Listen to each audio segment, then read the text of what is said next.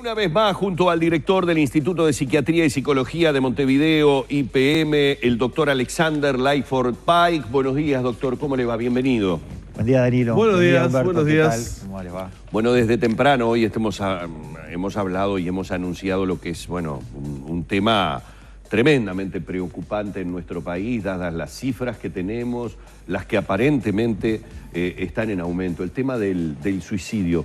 Un tema, doctor, que hace algún tiempo atrás aquí en Arriba Gente también lo estuvimos tratando y decíamos, tal vez hasta equivocadamente, ha sido un tema que no se hablaba a nivel de los medios, justamente creyendo que el hecho de hablarlo podía incluso fomentar o generar una mayor cantidad de personas afectadas por esta situación. Pero evidentemente no ha sido exitosa la política de no hablar del tema, ¿no? Son cifras que rompen los ojos. Primero, me parece una actitud muy valiente la del Ministerio de Salud Pública de publicar estos datos, ¿no? ¿Verdad? Bien. Porque salir a la palestra pública de decir que somos el país de América Latina con más suicidios, ¿no? En toda América Latina, hay que tener mucha valentía y ser muy fuertes, ¿no? Esa es la primera reflexión. La segunda reflexión es de que va en aumento el suicidio en nuestro país. Aumentó del año pasado a este. Este año tuvimos unas 643 personas que cometieron un suicidio. Quiere decir que es casi 2 por día. Hay más suicidios, hay más muertes por suicidios que por accidente de tránsito. Y no tiene el mismo tratamiento como pandemia, Claro, por decirlo de alguna manera, ¿no? Sí.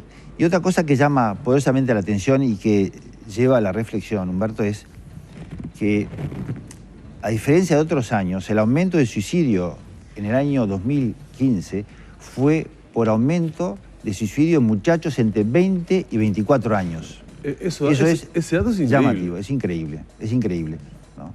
Que haya un aumento de suicidio en gente joven. El cerebro termina de formarse a los 23, 24 años, que sí que gente que todavía no se ha formado su cerebro, ¿no? Ya no quieren vivir, ¿no? Entonces uno se cuestiona, ¿qué sociedad estamos dejando a los jóvenes? ¿Por qué los jóvenes, en un número tan grande, no quieren vivir? Hace unos meses me tocó participar en un hecho muy triste de una señora, en una ciudad del interior, que tenía una señora que colaboraba con ella en las cosas de la casa, en la tarea de la casa, y era de noche, un día muy feo, este invierno tan bravo que llevamos, y dijo, bueno, te llevo a tu casa, le dijo. Y la llevó, que nunca le había llevado, en la ciudad del interior.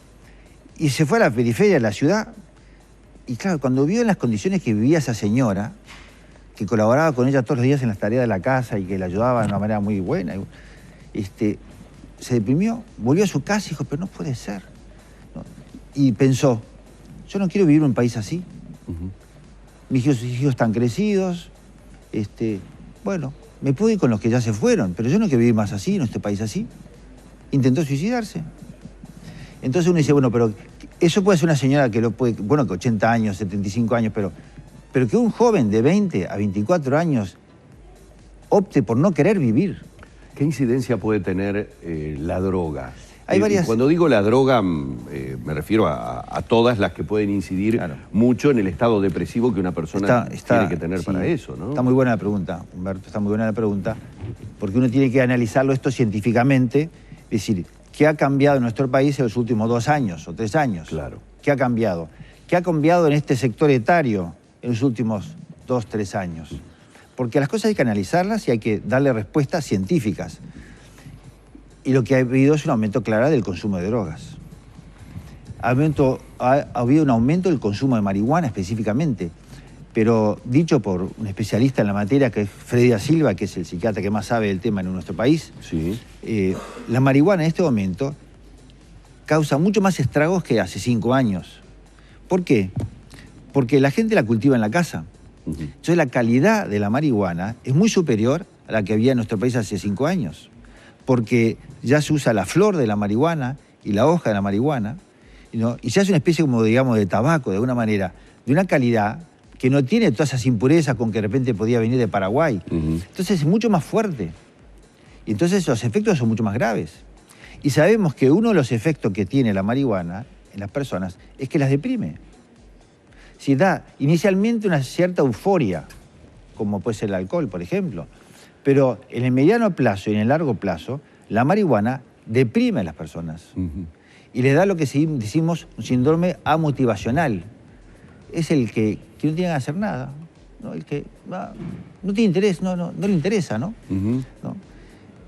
El boludo, en cierta medida. Claro, pero bueno, claro, pero no quiere hacer nada. Estaba pensando en que cuando uno realiza como una suerte de estereotipación, si se me permite el término, de algunos personajes en teatro y quiere reflejar la actitud de alguien que está drogado por marihuana, generalmente utiliza esa cosa como de apatía.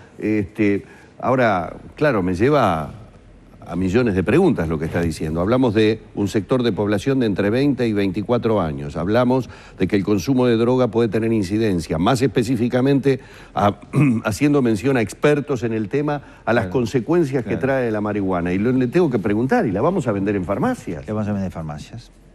Por eso que me parece que así como el Ministerio ha tenido la valentía de publicar estos datos, también las autoridades nacionales tienen que tener la valentía de seguir profundizando en el tema y ver si no hay que hacer un cambio, si no hay que hacer modificaciones al tema.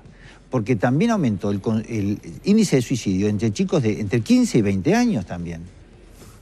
Entonces, uno dice, pero caramba, está complicada la situación, está complicada, ¿no? Yo a tu pregunta haría otra pregunta. ¿La vamos a vender en farmacias? Bueno, claro. Yo haría esa pregunta, pero claro, bueno, pero esos son 10 pesos aparte. Exacto, pero que se genere o que no se genere finalmente la venta o no, el daño que hemos realizado durante todo este tiempo, generando una cotidianeidad y la poca información. Es decir, acá hay una información concreta de alguien que es entendido en el tema y con números a la vista que son tremendos.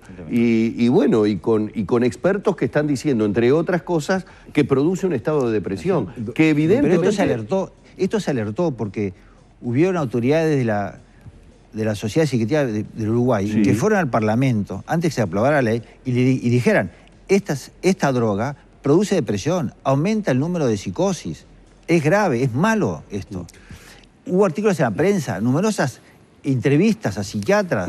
Doctor, yo miraba los datos y analizaba y chequeaba los números del Ministerio de Salud y se ve claramente que cuando uno repasa esos más de 600 casos, 43 casos de suicidios en 2015, están bastante bien marcados en los extremos. Es decir, adultos mayores o personas mayores y adolescentes o jóvenes, como bien marcado usted.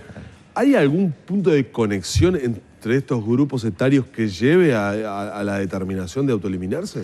Bueno, el grupo de los adultos mayores es un sector frágil de la población.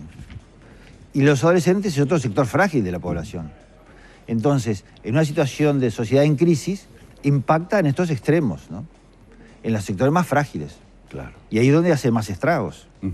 Pero si a esto le agregamos, como dice el doctor Montalbán en su presentación, que por cada intento de suicidio, por cada suicidio hay 20 intentos, quiere decir que la cifra se va, si fueron 600, se va a 1.200 o no sé cuántos, o más. Muchísimo más. O 12.000 intentos, 12.000. Intentos de suicidio. O sea, entonces es una cosa tremenda. Es tremendo. Doctor, evidentemente es un tema en el que en estos últimos tiempos hemos empezado a hablar. El sinceramiento de las cifras creo que permite la apertura de que por lo menos el tema se debata. Hay de fondo una situación de depresión, como decíamos recién, importante de la gente, multifactorial, no es exclusivamente el tema de droga. Me parece que ameritaría también el seguir profundizando sobre la situación. Muy importante esto, Humberto. Por ejemplo, los jóvenes entre 18 y 20 años que aprobaron los 12 años de educación formal en el Uruguay fue el 28%. En Paraguay el 43%. En Brasil el 47%. En Argentina el 48% y en Chile el 76%. Datos 2011, que aprobaron los 12 años. Uruguay tiene 28%. Chile, 76%. Entonces, también está el factor de educación que está influyendo. Son muchos factores, ¿no? Y después también que no hay que quedarse paralizado ante estas cifras, sino que hay que tomar medidas, ¿no? Suecia era conocido como el país número 1 en suicidio del mundo. Estaba en el sector superior del ranking. Hoy Suecia está en el medio, gracias a políticas de salud pública muy incisivas en este tema, y bajaron notoriamente con un clima tremendo como tienen los suecos, con todas las dificultades que tienen, digamos, del medio ambiente. Que sí que las cifras se mejoraron y se cambiaron. Bueno, nosotros tenemos que luchar y poner los medios para que estas cosas cambien.